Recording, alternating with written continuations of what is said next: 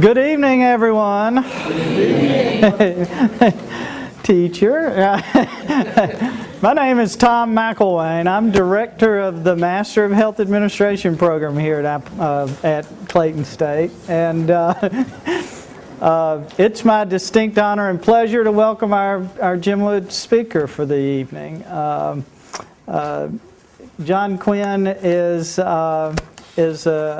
a student of mine. He was a doctoral student of mine at the Medical University of South Carolina, and I happened to chair his dissertation committee. So we go back a long way, but we're not counting years, are we? Okay.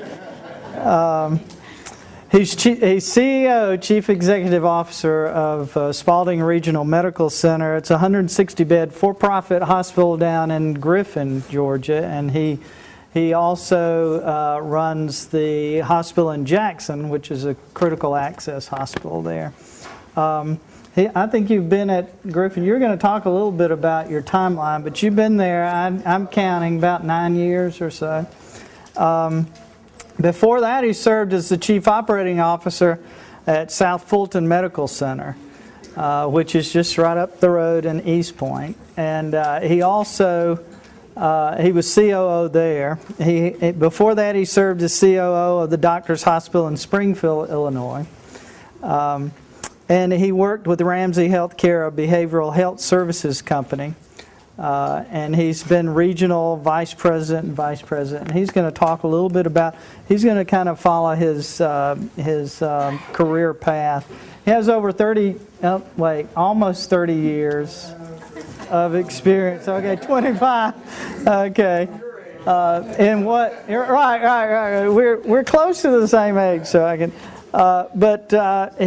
he has close to 30 years or soon to have 30 years of experience in what I call the C-suite, or what we call the C-suite, Chief Operating Officer, CEO. So, and a lot of his work has been in turnaround hospitals, where he's taken hospitals that have really, and I'll describe this not in accounting terms, awful financials, and turned them around, okay?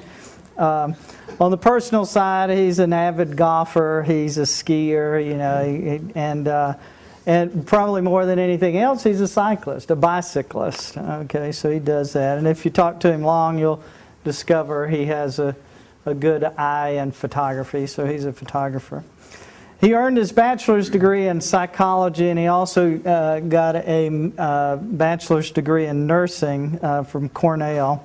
He earned his MHA degree at Texas Woman's University, and he got his doctorate at the Medical University of South Carolina, and that's where we first met.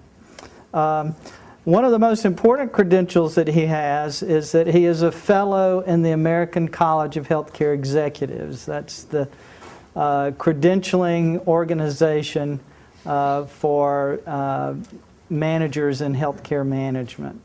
Okay, that's FACHE. And for those of you who are in healthcare management, you need to look that up. And he may actually talk about that, but it's like board certificate. You see physicians who are board certified in their area. Well, he's board certified in health administration in the area. So tonight we're happy to have Dr. Quinn, and it's my pleasure to introduce you. Okay.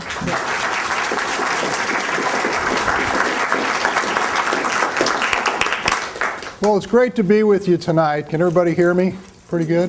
Okay, they got me mic'd up with 2 different mics and everything. So it was a pleasure to accept this invitation to come talk to you. It was last summer I got a call and I was asked to give a talk here. And given that I had taught a couple of classes here as an adjunct professor, you know, I thought it was a great opportunity to come back to campus and be with the students again. And I thought probably they were going to ask me to talk about healthcare finance or healthcare reform. And then a couple of weeks ago, or a couple of months ago, I learned they wanted me to talk about myself and my career. And that kind of set me in a little panic, because I'm kind of a quiet guy that don't like to talk about himself too much. So I tried to figure out how I was going to approach this topic. And you know, one of the hobbies Tom mentioned, I'm an avid photographer, so I thought I'd just show you about 300 pictures from my last vacation. No, actually, I only have about 12 slides, and I have sprinkled a few of my images in the talk. This happens to be a picture of a sunrise over the Blue Ridge Parkway up near Asheville. But seriously, what I've been asked to talk to you about today is to share a bit about my career path, kind of how I got to where I am now as CEO of a hospital, what are the twists and turns along the way, what lessons that I've learned along the way in the different jobs and roles that I had, and talk a little bit about what opportunities I see for students like you in healthcare. And I believe that there are tremendous opportunities given the changes that are happening in healthcare for young, innovative, intelligent students like the people in this room today. And I'll talk about that a little bit. And then I'll leave you with talking about what I believe are the critical skills or character that you have to be successful, not just in healthcare, but in any business. And you'll hear me, as I talk about my background and some of the lessons I learned, echo some of those things in my background. So a little bit about my career path. I've been in healthcare about 35 years. I've lived in 9 states, and I've had 11 moves. So now I know people in the room are saying, why did I come to talk to a guy that can't even hold a job? He's moved around so much. Actually, I've worked for a couple of companies, as Tom mentioned, that own hospitals in different states, and I've covered a fair amount of the U.S. in my 30-something year career. So I was born in New York City, grew up there, and as Tom mentioned, got my first undergraduate degree in psychology. I graduated in 1975, and for those of you that, a few of us in the front row that were around maybe at that time, remember that was an economic situation kind of similar to our situation right now. We were in a bad recession, and I was getting out with a degree in psychology. Not a very marketable degree back then. And I initially thought I wanted to be a psychologist. Actually, many days I think I've lived that aspiration, running a hospital, working with all the challenges that I deal with interpersonally with people. But I eventually got a job working in a psychiatric hospital as kind of the entry-level job, a nurse's aide, or we call it psychiatric technician these days. But it got me in the door. It got me in the door working in a field that I had an undergraduate degree with. Many of the people I was working with didn't have degrees, but it got me in the door in the hospital. And that kind of opened up things for me. I saw that hospitals were an exciting place, a place that had a lot of opportunity, a lot of diverse careers. And I saw nursing as an opportunity for me to kind of get further in healthcare initially. So I went and got a degree in nursing from Cornell University, a second undergraduate degree. And at that point, this is back in the late 70s, I decided that I needed to, if I was ever going to leave New York, this was the time to do it. And so I looked around the country and I saw that Houston, Texas at that time was booming. There's a place in Houston called the Texas Medical Center that is a collection of about 8 hospitals, 2 medical schools, thousands of hospital beds, and they were hiring nurses like crazy. And so I took a job down there as a staff nurse working in about a 1,000-bed hospital at that time. Very quickly, after about the first year or so, working as a staff nurse in the hospital, I decided that I wanted to get into management. And then as Tom mentioned, I went to get my master's degree at Texas Women's University. Given that I had already proved my masculinity by being a male nurse, I didn't have a problem with Texas Women's University. Actually, I was young and single at the time, and it was a pretty rich environment.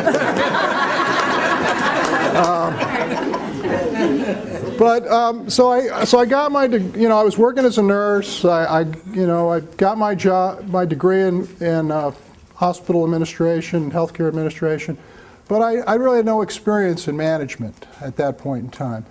I got to know some people in the organization, some of the senior leaders. I went in, I tried to get them to give me an internship, and they said, well, we've got this job that we've created to be the evening and night administrator. It was basically the senior guys in the hospital didn't want people calling them up at night to try to solve problems. So they hired me to come in and be there during the off hours and address issues, you know, try to solve problems that popped up. And I got the opportunity then to really wander the hospital, to learn a lot of different aspects of the organization.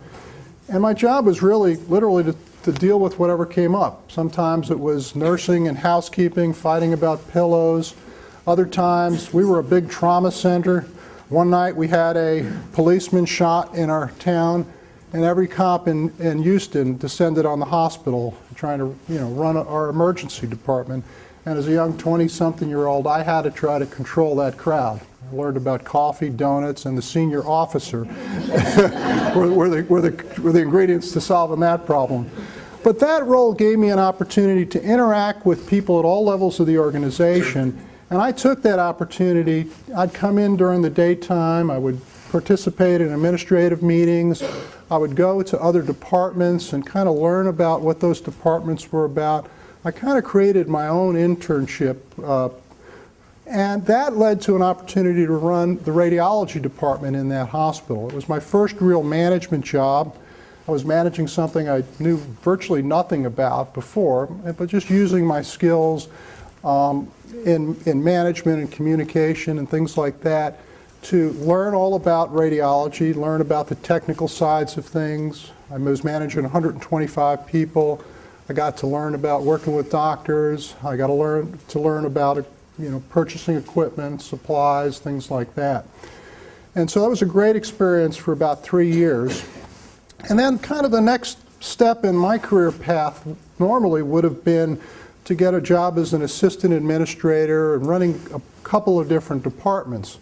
But at that time, healthcare was starting to go through a bit of a retrenchment. This is in the mid-'80s. We had just implemented something called DRGs, a reimbursement change in Medicare, that caused a significant downsizing in hospitals and shorter lengths of stay. And a lot of those jobs that were in that pathway that I was headed towards were shrinking.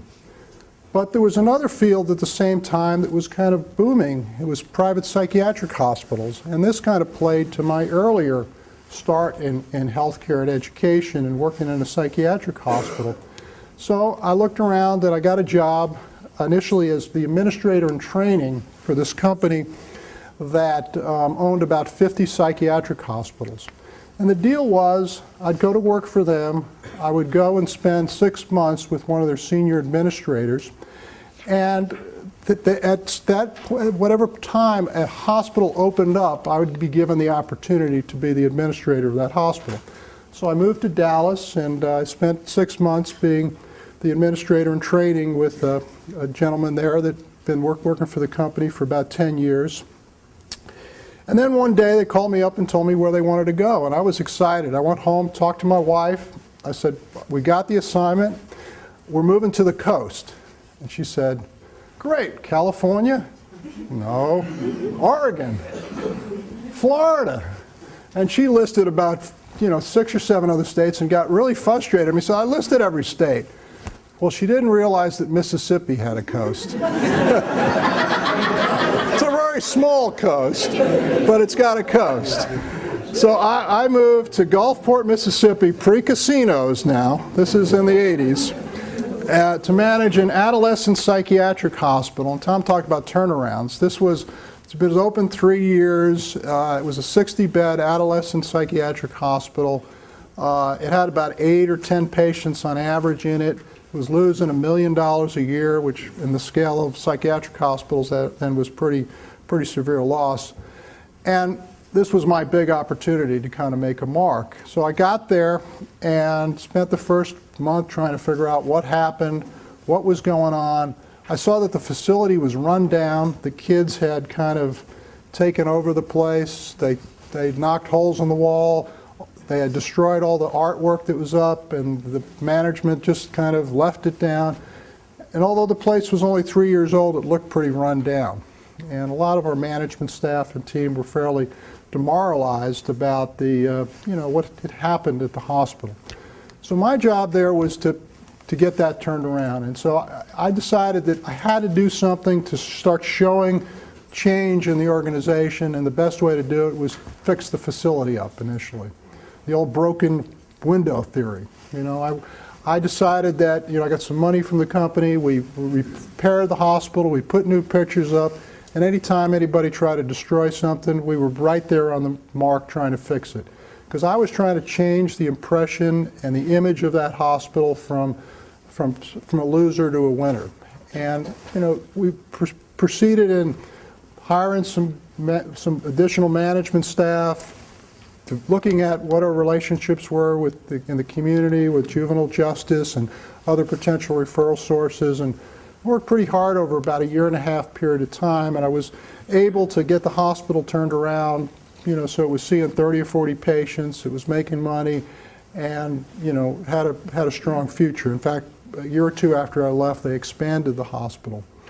Well, that opportunity, the situation where we were able to turn the hospital around, led to an opportunity with the same company to manage a bigger hospital, this time in Salt Lake City, Utah. And that hospital was in a similar situation. It had been open about 5 years. It was about a 120-bed hospital. It treated adults and adolescents, and it was in a very competitive market. Salt Lake City was, Utah was deregulated when it came to hospitals. There were nothing called a certificate of need law, which basically, you know, justifies the opening of a hospital. Anybody could build a hospital there. And so there were way more beds than needed. And my big part of my job there was trying to strategically figure out the market and how we were going to differentiate ourselves from other hospitals. We started a new program, which at that point was pretty risque or innovative, treating adolescent sexual offenders. We also kind of looked at the market in a different way. Utah is a huge state with a lot of people in Salt Lake, but there are pockets of population in outlying areas. And so we opened some outpatient clinics in Idaho and Nevada and southern Utah, and were able to pull patients into the market. So that job taught me a bit more about marketing and understanding strategically how the hospital could be successful by looking at things differently. About 2 years into that opportunity, the company said, we like what we're doing and we want to promote you to be a regional manager. And they initially offered me a job in Chicago. And, you know, I'd been in there just a couple of years. I didn't feel the job was done there in Utah, and at the hospital I didn't feel it was, you know, all the things that I could do were accomplished. So I turned them down. About 3 months later, I got another call. This time they wanted to promote me to go back to Texas and be a regional manager there. So you don't turn down a company twice and expect to, you know, have a future. So I decided to accept that job. And so I went back to Dallas, and I had the unique situation in about 4-year period of time, going from being the supervisor, the trainee of one of the administrators, to being his supervisor. And that was an interesting experience, because what that taught me was I didn't have to be the most experienced or even the smartest person to be the leader. You know, my job was not to be smarter or know more about running the hospital than the CEOs, but my job was to be a strategic advisor to him, to be a troubleshooter, to be somebody that shared best practices. And I developed a, you know, sort of different relationship with Harry than I had when I was his mentee, but, you know, it was an equally powerful and successful relationship. So it taught me, you know, as a leader, you're not always the smartest person in the room or the most experienced person in the room. Well, after about a year or so in that job, one day I get a call from a former boss of mine who was the regional manager of the hospital I managed in Salt Lake City, and she had moved to another company called Ramsey Healthcare as the chief operating officer, and was looking for somebody to be a regional manager for that company. Also knew the president of that company, who had worked with the company I was working for. And so I accepted their offer to come work for them. And one of the things that you'll hear consistently as I talk about my career, a lot of the opportunities that I've got through the years have been through relationships that I established in one place that led to another opportunity. So always build relationships with the people you work with. Always try to work on building a reputation. I was with Ramsey Healthcare for about 8 years. Initially, I positioned myself in Wilmington, North Carolina, because I managed 3 hospitals in the Carolinas, or supervised them. And then I had a couple of hospitals in Florida and a hospital in Birmingham. And during this 8 years, I was pretty much one of those road warriors. I think I earned over 1 million miles on Delta, flying all over the place every week. And I quickly found after about a year that the travel was starting to get weary on me. And our corporate office was in New Orleans. And I spent about a month there, so we eventually moved to New Orleans. One of the stories I want to tell about my experience with Ramsey as a regional manager, in addition to being kind of that strategic advisor that was working with the hospitals to understand their market and understand how we could grow and build business, I was also a problem solver and a crisis intervention kind of person. One afternoon, I was in a board meeting with the company, talking to our board members about my hospitals and in a deep discussion, and all of a sudden my assistant came in and said, "You need it on the phone." I looked at her like she was crazy. "You interrupt me in a board meeting?" I'm like, "What's the deal?" So I go out, and she says, "I got the sheriff from Horry County on the phone and wants to talk to you." Horry County is just near Myrtle Beach. And I'm like, wait a second, I didn't get a speeding ticket the last time I was there, I don't think. I didn't run any red lights. And so I get on the phone that afternoon, and the sheriff in Horry County tells me he's about to arrest my CEO of that hospital for assault and battery against the chief nurse in the hospital. And after I picked myself off my floor, I proceeded to the airport with haste. Had my assistant get me on the next flight out. I lived in Myrtle Beach then for about 2 weeks, dealing with the crisis. I mean, my first job was to go and try to figure out what happened. I went to a little jail in Conway, South Carolina. It looked like something out of a John Grissom movie. It was pretty spooky, and talked to this guy and tried to understand what you know. Bottom line, the story was they were having some crazy affair. Things got crazy and nuts, and he had apparently hired her from another hospital where it all began. And so I had to deal with them, the couple, get them out of the organization, deal with the hospital, deal with the media. You know, I basically give the message about, you know, this doesn't have anything to do with the hospital, the care it provides, and deal with the crisis, and, you know, and separate the personal issues from there. But what this taught me is my need to really know the people that work for me. Know not just their skill set, not just their experience, but who they are as individuals. So anytime I hire a senior executive, I always take them out to dinner with their family, their spouse. I get to know them, because this is somebody I'm entrusting a lot of responsibility for. It's somebody I have to work with, and I need to know who they are as an individual. So that was an interesting experience in crisis management. Towards the end of my tenure at Ramsey, we got a new chief executive officer, and he moved the company to Miami. That tells you the power of a chief executive officer. He liked living in Miami. And at the same time, it was also clear to me that the company was wanting to get out of business, basically, wanted to sell itself. So I spent the last year or so working for the company, selling hospitals, and we eventually divested the company. And I was one of these kind of outplaced executives with a severance package and all that. But it gave me the opportunity to shift gears a bit. I'd been in mental health. I'd kind of run that gamut in terms of job possibilities there.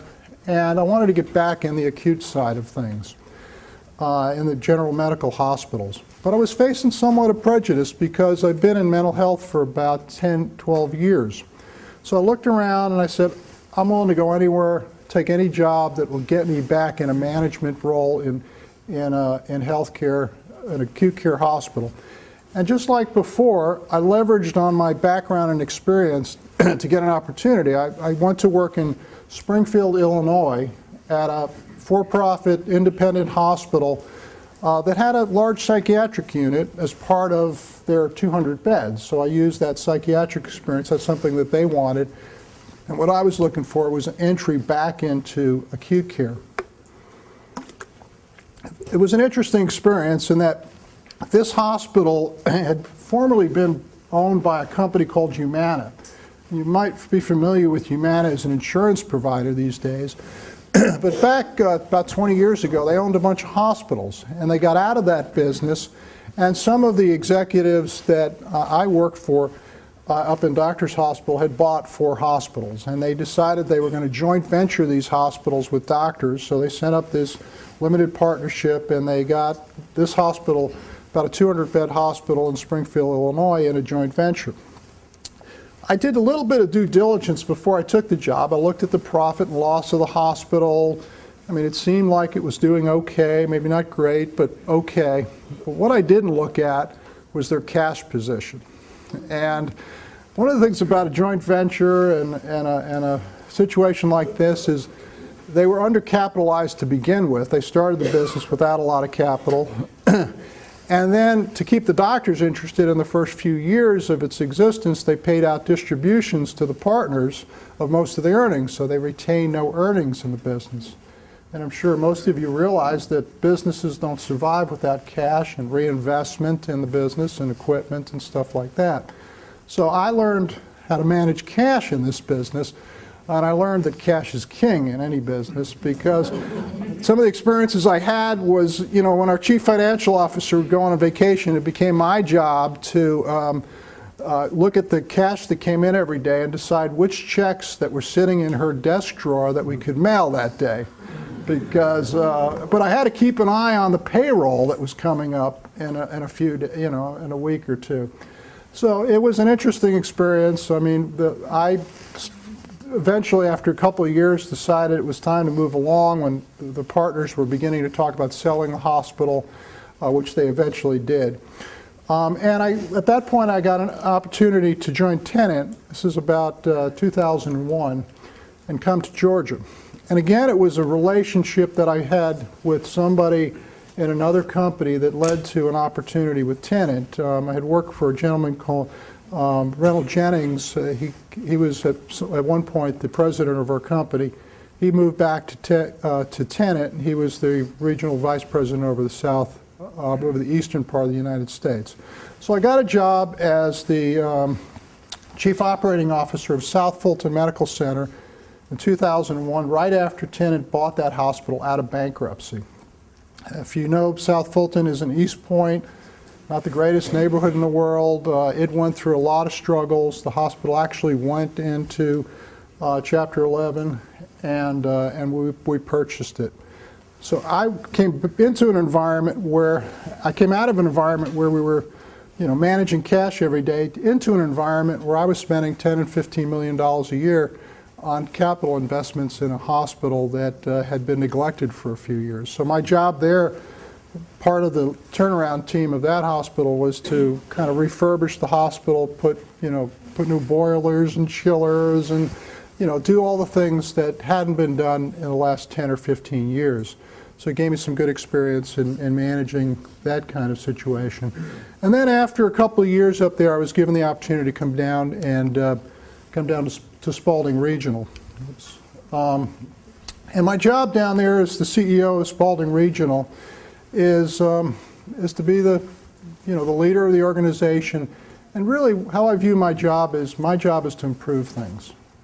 My job and the team of people that work with me, our job is to make the care better, to continue to work to make things more efficient, to better serve the needs of our community, to understand the marketplace that we're in, to build new services. And so we've had, I've been there about 8.5, 9 years. It's also the longest tenure job I've had. And one of the things that I've learned in working in a job for 8 or 9 years is you get to be there long enough to understand some of the mistakes you made earlier on, and live with them and correct them and address them over time. You get an opportunity to work with people that you see grow and develop and mentor. I've had several people who've had a couple of my executive team now is several of the people on my executive team are people that have worked in our organization and been promoted 2 or 3 times during my tenure, and I've got a great team to work with. So it's been a great experience, and you know, I'm going to continue there probably through my retirement. And I'm doing some other things like teaching a little bit and developing a lot of other interests and hobbies and community activity. As CEO of the hospital, I am on several boards. I've been on the board of the Chamber, the United Way. I'm on the board of one of our local community colleges, Southern Crescent. And so I'm a community leader in a way and get involved in a lot of things in our community. So those are the kind of things I wanted to tell you a little bit about my career. Now I'd like to talk about I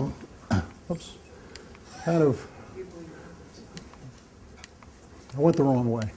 I got to circle all the way through here. That was the Great Wall. Everybody saw that before, right? I was in China last summer.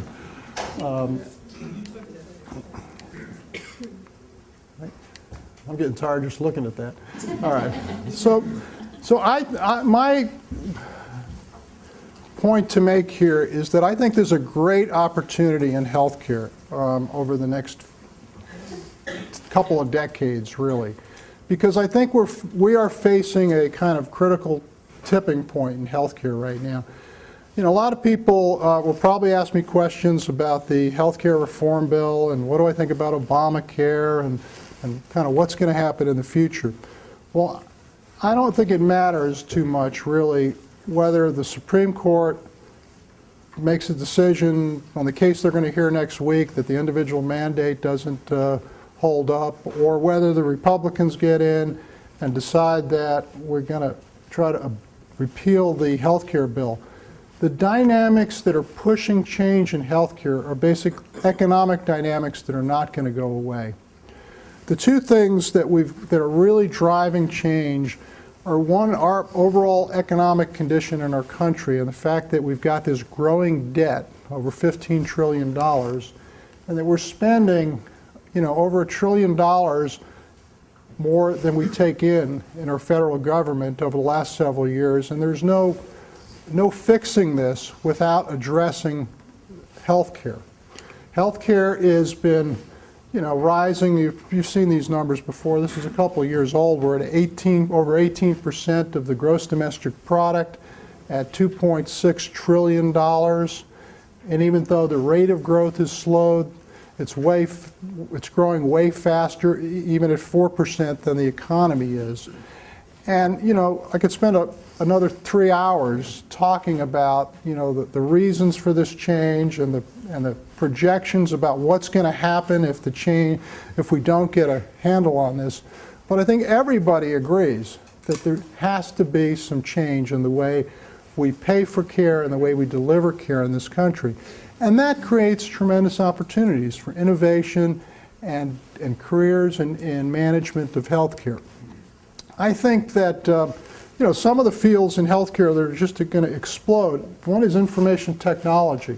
I mean, we're investing billions of dollars right now in electronic medical record systems, in data systems, and linking up different aspects of healthcare with information technology. So that's an area that I would certainly encourage people to think about relative to healthcare. We're beginning to develop new delivery models. You're hearing things about accountable care organizations, clinical integration structures, hospitals employing doctors, forming relationships with doctors. All of those kinds of organizations need leadership. They need people that understand business, understand accounting, understand how to manage people. Those are going to be tremendous opportunities. One thing that we absolutely have to get a hold of if we're going to manage healthcare costs is chronic illness in our country. Chronic illness, some people say it accounts for 75% of the costs in healthcare. We need better ways to manage chronic illness. I'm talking about congestive heart failure, diabetes, you know, hypertension, all of those lifestyle-driven, you know, chronic illnesses that are bringing people back to the hospital repeatedly and through expensive type of care, we've got to figure out a different way to deliver that care. So there's going to be a tremendous opportunity for people that are innovative and creative and changing and developing new delivery systems. And then we have to constantly work at taking waste out of the system and becoming more efficient. So, you know, learning skills of process improvement, Lean, Six Sigma, all of those business things that the auto manufacturers have learned and they've learned in other businesses, applying those skills and technology to healthcare is a tremendous opportunity. So these are just some of the reasons why I want you to think about healthcare as a potential career. That's a picture of a sunrise over the Yangtze River. I was in China last summer. So the last thing I want to chat with you about, and then I want to open the floor to questions, is you know, what I think some of the key characteristics of success are. You know, I've read lots of management books in my time, and you can come up with a long list of things. I categorize them pretty simply into 4 categories: ownership and work ethic, analytical skills, communication skills, and character and values, integrity. And let me talk a little bit about those and provide a couple of examples for what I mean. This is from China, too. They're cute panda bears. I tell all of our new employees every 2 weeks when I speak at orientation that one of the things we expect from them is ownership. I expect them to own the jobs that they're hired to do, operate like they own that business, that department, that aspect of the organization. But I also expect them to take ownership of our hospital, take ownership of the patient experience. In fact, you know, I think that's one of the most important skills or attributes in being successful and getting opportunities for other jobs in healthcare. One of the things that I always tell people is do a little extra. Find ways to expand your circle of influence, as Steve Covey calls it, beyond the regular job that you have. Let me tell you a little story about our assistant controller. Michael is your typical accountant. In fact, 20 years ago, he would have had one of those green shade things and pocket protectors. I mean, he's a beautiful guy, and I love him. But he is a classic accountant, and he does a great job with spreadsheets and our close book and that kind of stuff. Last summer, we put him on a task. He volunteered for this task force that we had, working on how we can improve our patient satisfaction. And Michael approached this enthusiastically. He got involved in this committee, and he said, well, where do we stand among all the 50 hospitals in Tenet on patient satisfaction? What are the best hospitals doing? And he did some research. He used his analytical skills to do some research, and he found out that some of the best hospitals had a process in place where management went out on a regular, routine basis in a structured way to talk to patients and find out what things were going on with them and find out ways we can improve care. And so he led us to start that program last summer. And we've got a program where all of our 30, 40 managers are assigned to 4 or 5 patient rooms with a team, and we go out and visit. We track information that we pick up. We have a communication system that he developed to help us alert the managers who need to know about issues that we've come up with. And that process has made a huge difference in our patient satisfaction over the last 6 or 8 months. Now, do you think I know about who Michael is now? In fact, Michael was our Employee of the Year last year because of that. And it's that kind of stepping out of your own role and trying to make a difference that I think really makes a big difference in terms of how people get promoted and how people grow in their jobs. So I want to encourage you to take ownership and be proactive. Analytical skills. A lot of what we do as leaders is critical thinking, is looking at situations, trying to understand complex things, and using the tools that you're studying here, I'm sure, statistics and regression analysis and some of the financial tools that everybody kind of looks and says, why am I ever going to use this? But these are important skills. It's skills that help you discern information, help you make decisions. And it's applying basically the scientific method to business. We have this process every quarter where I ask each of the department heads to come and meet with my senior leadership team, our chief financial officer, chief operating officer, chief nursing officer, and each of the department heads come and talk to us.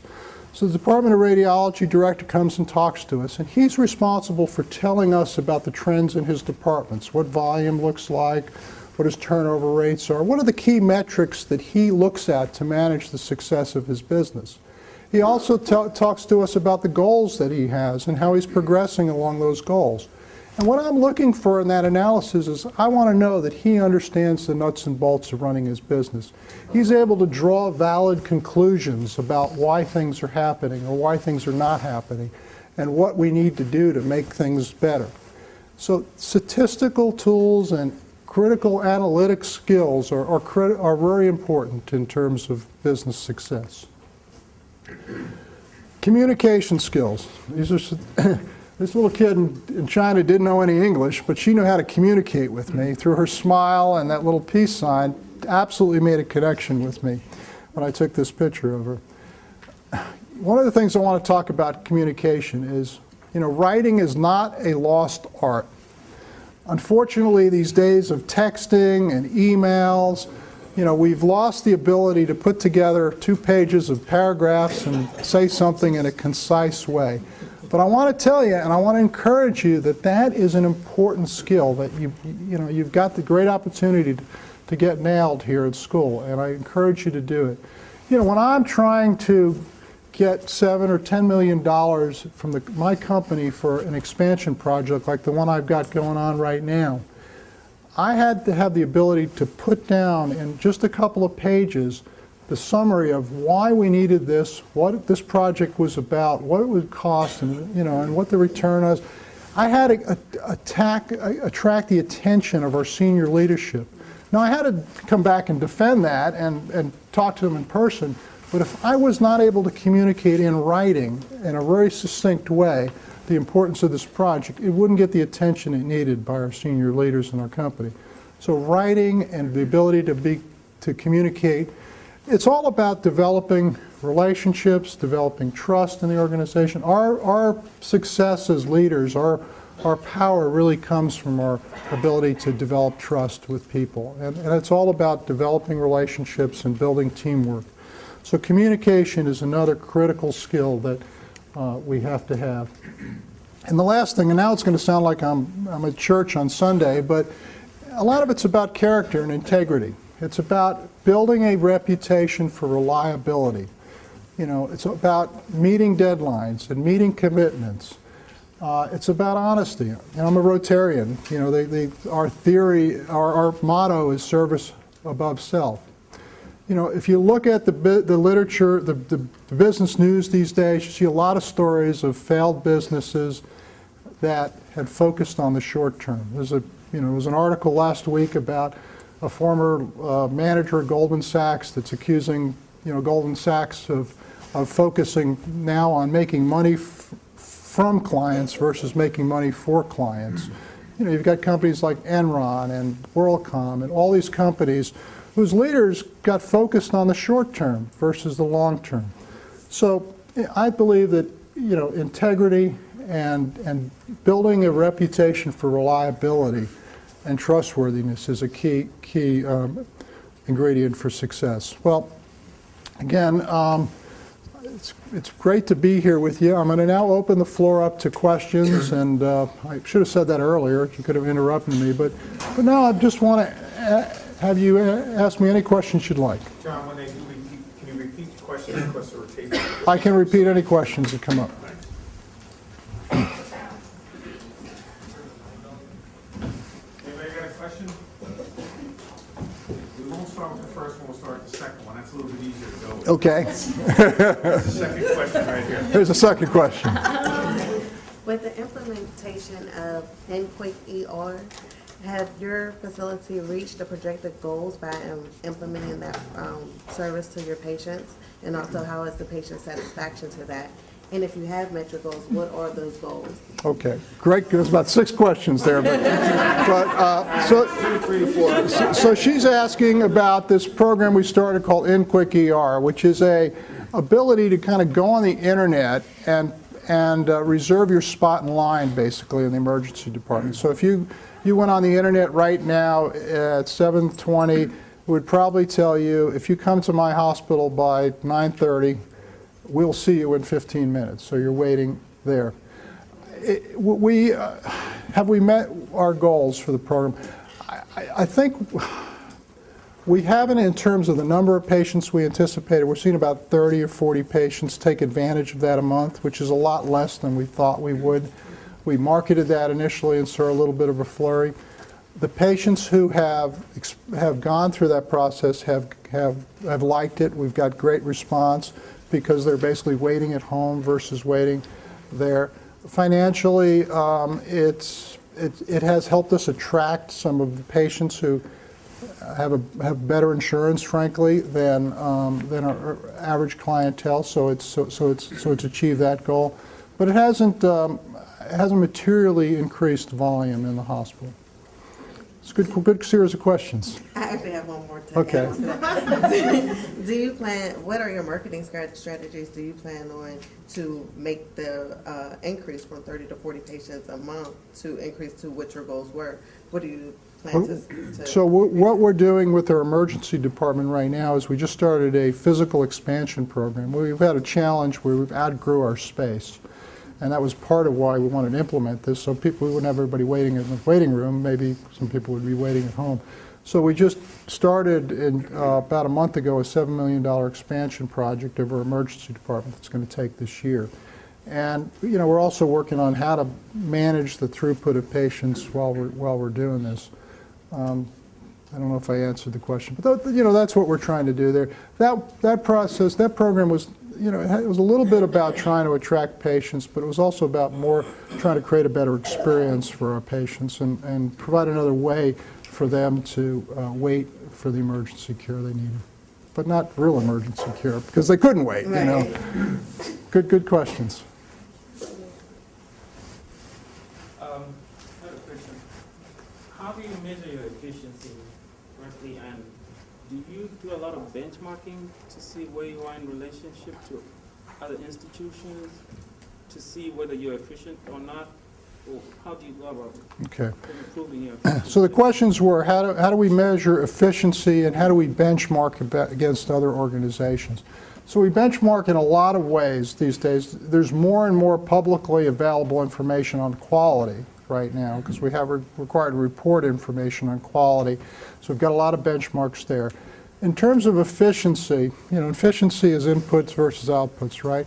So, there are a lot of levels of measures of efficiency. Globally, we look at the number of resources we're putting in terms of staff, people. We look at employees per adjusted patient day, which is a statistic that combines inpatients and outpatients. It looks at how many patients we're taking care of versus how many staff that we're employing in a ratio relationship. I look at that globally for the whole hospital, but you really got to drill down into the various departments to look at their level of efficiency. And then you got to take other factors into consideration as you're measuring efficiency. We have a system that all of our time cards, everybody swipes in and out of the hospital, so it tracks the labor costs and the hours of labor that we're using. That system captures information by different departments. We have reports that capture information on volume for different departments, and that system produces a report that tells us every day how many radiology procedures were done, how many staff are involved in those procedures, so we can get a ongoing measurement of how much labor we're using and how much volume of services we're using. You got to use that information with some color and understanding about what's happening there, and there are some limitations to that in terms of there's some departments that have kind of a fixed level that you can't go below regardless of volume. I've got to have a certain number of people in my labor and delivery unit waiting on somebody to come in to deliver a patient, regardless if we deliver 2 babies that night or 6 babies that night.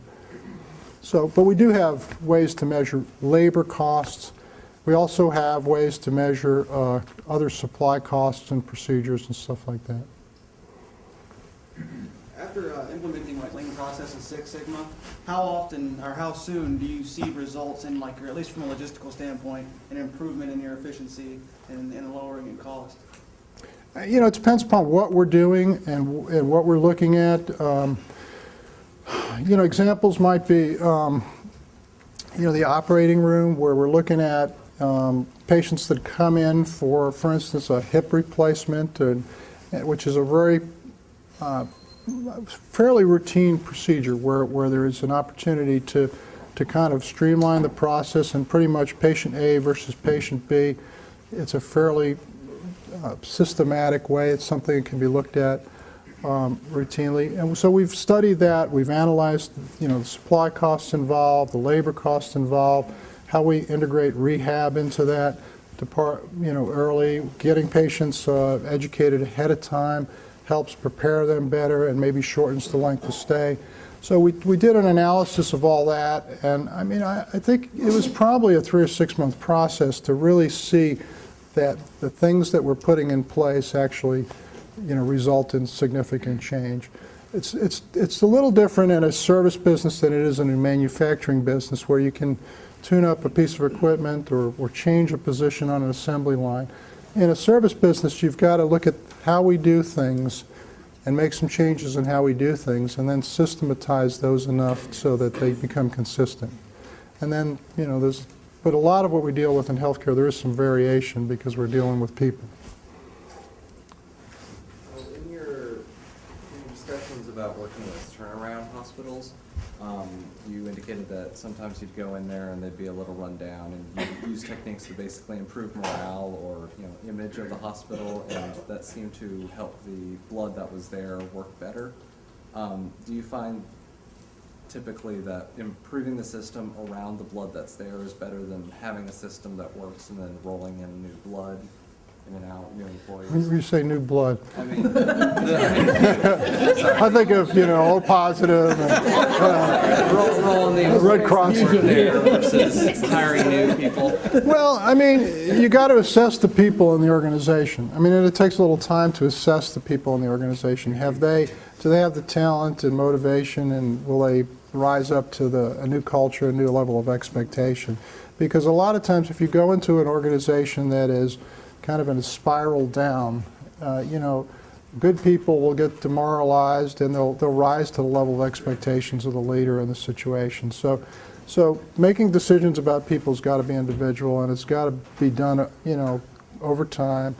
And when I say over time, you know, not too much time, but you got to give people a chance. You got to make clear expectations. You know, and part of doing things that are visible and physical is sending a message that things are going to change, and things are changing. People wake up and say, "It's changing."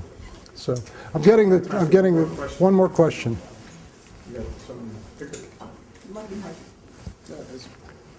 Go ahead. Duke it out.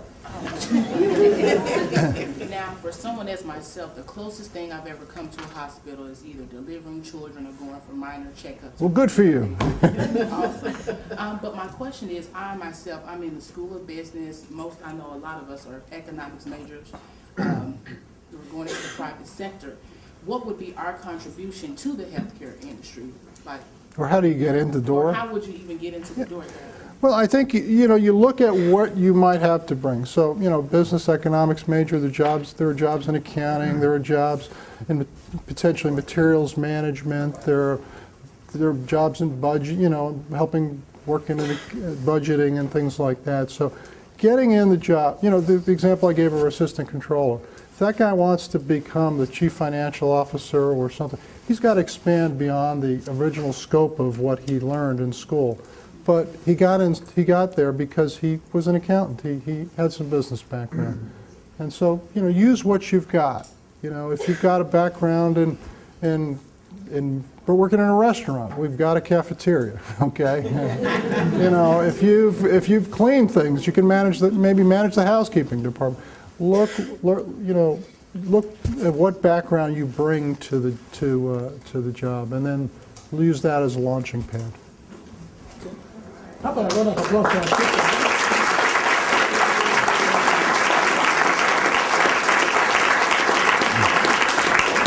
Well, John, we do appreciate you coming out. I know you're a very busy man, but this is just a little token of our appreciation. It's an appreciation of your commitment, time, and willingness in sharing your knowledge and expertise with the students, faculty, and staff in the College of Business at Clayton State. So thank you very much. Thanks very much. I enjoyed it.